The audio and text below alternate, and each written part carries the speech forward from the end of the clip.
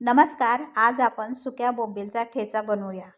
त्यासाठी मी इकडे एक वाटीभर बोंबील साफ करून तुकडे करून घेतले. हे बोंबील 1 मिनिटसाठी मी ओव्हनमध्ये ठेवून भाजून घेणार आहे. भाजलेले बोंबील सोडून त्याचा वरचा कचरा साफ करून घेऊ. साफ केलेले बोंबील हे एका बाउलमध्ये घालून त्यामध्ये गरम पाणी घालून ते स्वच्छ धुवून घेऊ.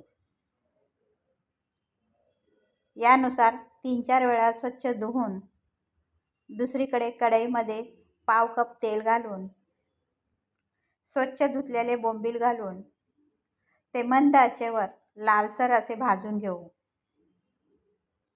याप्रमाणे लालसर भाजून ते साईडला काढून घेतले. त्याच तेलामध्ये 10-15 हिरव्या मिरच्या चिरा करून घालू. त्याच्यासोबत 10-15 लसूण पाकळ्या, पाव चमचा जिरे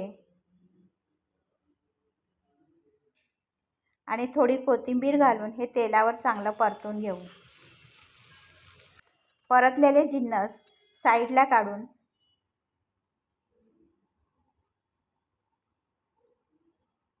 यानुसार साईडला काढून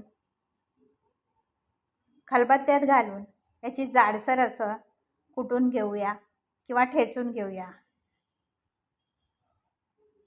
चवीनुसार मीठ घालून याचा ठेचा तयार करून याप्रमाणे जाडसर ठेचा तयार करून खलबत्त्यात पाव कप पाणी घालून ते स्वच्छ धुवून साईडला ठेवू. दुसरीकडे त्याच कढईमध्ये थोडेसे तेल घालून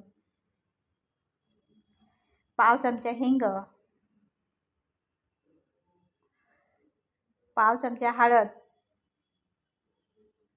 तयार केलेला ठेचा घालून तो तेलावर चांगला परतून घेऊ. इकडे खलबत्त्यात ठेवलेलं पाणी घालून यावर झाकण ठेवून मंद आचेवर हे तेल सुटेपर्यंत शिजवून घेऊ. यानुसार ठेचा तयार करून